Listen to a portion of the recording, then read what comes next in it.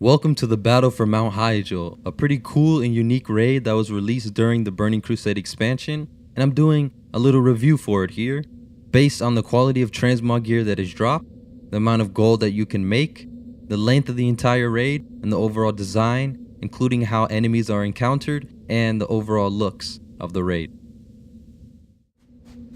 Well, if you've never been in this raid before, immediately on the right hand side of the main entrance, you will notice the Horde Encampment portal and the Night Elf Village portal. These will unlock as you progress to a certain point of the raid. And also in this room there are two vendors. This lady here sells jewel crafting recipes, and the guy over there collects the class specific token pieces so you can get your tier set gear. But nowadays you can craft that immediately when you obtain the token.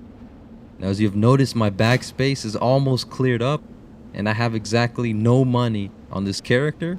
This is because I want to start off with a clean slate to show you exactly how much gold you can make from a full run of the Battle for Mount Hyjal, and to show you how many items you can actually loot here.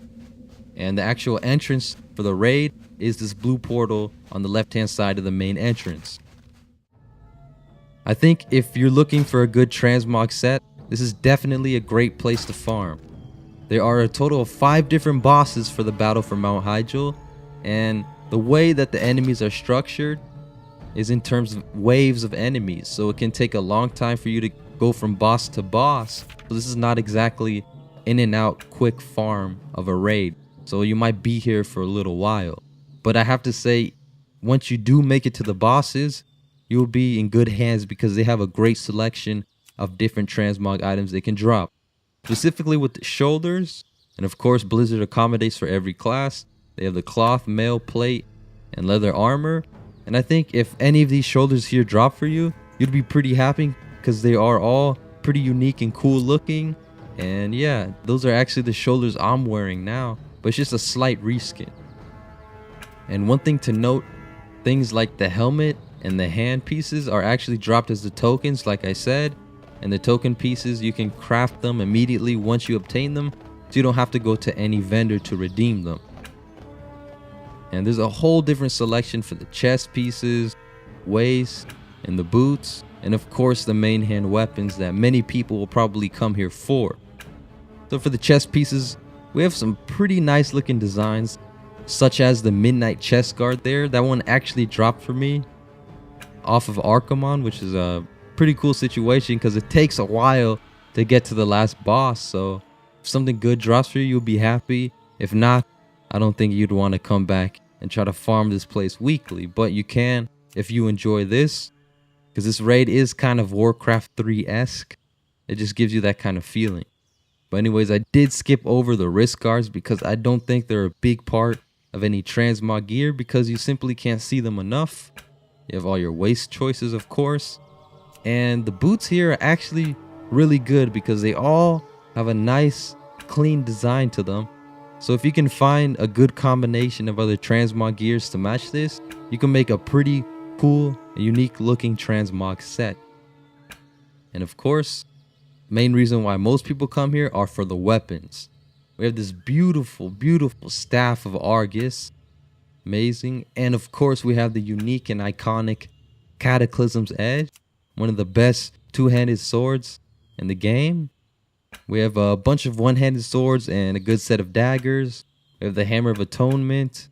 We have these Swords of Chaos, which I don't remember ever seeing those before. I've probably seen it, but I don't recall them at all. We have the Unbreakable Will. We have another set of daggers.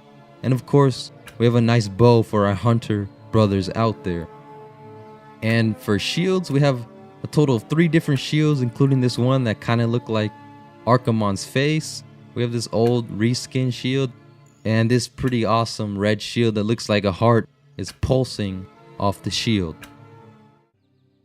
Now it's time for the actual walkthrough of the raid, which will show you the overall design of the enemies and how the entire raid looks. So to begin the event, you want to talk to Lady Jaina Proudmoore here, and once you confirm with her you're ready to start, you will see on the top of the screen that it shows how many enemies are invading and the current wave. So for each boss, there's a total of 8 waves and about 10 enemies, maybe more sometimes. So if you are coming to this raid, I do recommend being a class that has some good AoE abilities. Like my outlaw rogue here, it makes it very easy to kill all these enemies here, because you don't want these guys to be running all the way back to the front, because that's going to waste a lot of time. So you should do what I'm doing in this video here, which is basically going to the respawn point, because I'll save you a lot of time. You won't have to wait for them to run all the way back there, and you won't see all these little stragglers trying to locate them down and kill them. Now this is pretty much the majority of the raid here. This is how you're gonna fight all the enemies before you get to a boss, excluding Archimonde. So there's 4 different bosses. That's gonna be about 32 waves of enemies just to kill 4 different bosses, which is actually a lot. I'm not sure how that compares up to other raids, but that is the first boss, Rage Winter Chill here. Let's see what he drops. He drops the pauldrons, of course. Some nice plate pauldrons, so if you're a paladin or warrior, you'll probably be happy with those. And once you kill the first boss, you return to Lady Jaina Proudmoore, and she will start the encounter for the second boss, which of course is another set of 8 waves and a bunch of enemies. And you will get the second boss here, which is just like the other ones, pretty much a one-shot if you're level 110. You kill him and he drops some pretty cool stuff. He does drop the shield, but that kind of looks like an old reskin of some other shield back in the day, but it's still a pretty cool looking shield anyways. So after you kill the second boss, you return to Lady Jaina Proudmoore. But this time when you talk to her, she'll gather all of her people around her, and she'll basically teleport out. It would be cool if she can teleport you with her, so you can skip all the walking and stuff. But I guess if you like to see the environment of the raid, it's cool to walk through, but it's still kind of a lengthy run. So to get out of here, you go straight and take a left, follow this path to this tower, and follow the path up through the mountain. You'll continue here, and once you pull up the map, you see the 2 bosses remaining and Archimonde all the way at the end next to the world tree. And on your path there, you see some pretty cool looking designs out here. You'll see kind of a town, it's on fire, and you'll see gargoyles just floating around. And also, before you leave, there is this gem vein here, and if you mine it, you'll get some pretty valuable gems back in the day, because today they're not really worth that much. But I have to say that the environment of the raid is pretty nice. It looks soothing and calm. It looks very calm, but at the same time you can feel a very dark and evil presence in the distance. So as you continue on the path, you'll finally get to the Horde Encampment, and this is where you'll meet Thrall, and he will of course start the next events just like Jaina Proudmoore. So it's the same idea. You're gonna talk to him, and then you have to fight waves and waves of different enemies to summon the bosses, and you have to do this twice of course, and it does get kind of annoying. And here's the next boss, Khaz'R'ggal. He of course is wielding Cataclysm's Edge, but he does not even drop it, which is kind of funny. You could just take it off his hand, but a character of your size cannot lift a sword of that size. That is pretty massive. Anyways, he does drop the cool hammer and that epic looking shield with the heart pulsing on it. Probably one of my favorite looking shields. If I was a shield hunter, I would definitely come here for the chance to get some of these shields out here. And finally, the 4th boss, but the enemies that you fight for Thrall, sometimes it's a little annoying because sometimes it's just land units, and then you'll get some gargoyles flying. So if you are a melee class, you might have trouble killing the gargoyles and the frost worms because they're in the sky and you need an ability to attack them. So this is the iconic and famous world tree. I know if you played Warcraft 3, this would be pretty cool for you. And of course, there's Archimonde in the distance. And it's pretty funny because all these trees and Alliance members are out here just standing and watching him and letting Archimonde do this to the world tree. And they're just waiting for you guys to come out here and kill him. Just kind of funny, but whatever. And this is the famous Archimonde here.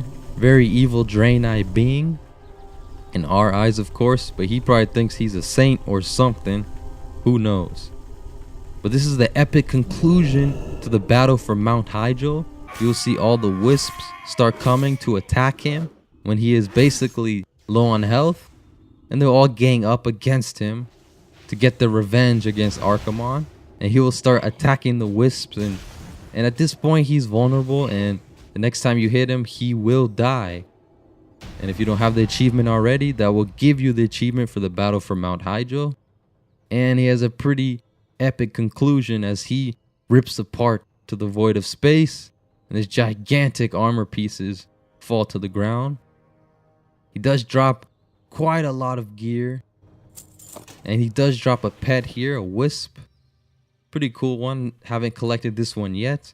So if you guys are pet hunters and you want the wisp, now you know where to get it, and now you know how long it might take to do it. Before we sign off here, just want to show you some more environmental details of the entire raid. Over here close to the spawn point, where you saw all the enemies spawn for the Jaina Proudmoore event encounter, you will see all these demons over here just standing. And there's not really a point to kill them because they don't really give you anything of value. And you'll find some pretty weird stuff, like this one being hung from a tree. Pretty sure that's some kind of symbolism going on. You'll find a crypt, and you'll find a slaughterhouse. And you go into the pool, you might die, so do not stay in the pool for too long because your skin will turn green unless you are an orc. But anyways, that is the conclusion of the battle for Mount Hyjal. And in terms of the quality of transmog gear, I have to say it's pretty amazing because there are a lot of great choices. I would say the quantity of gold you can make is not that much because it is old stuff and they don't drop that much gold. In general, the length of the run does take quite a while, so it's not a great thing. And the overall design in terms of the environment is amazing, but the design of the waves of enemies is pretty bad. But anyways, thanks for watching my video. Please subscribe to my channel, and I'll see you guys in the next one. So peace out.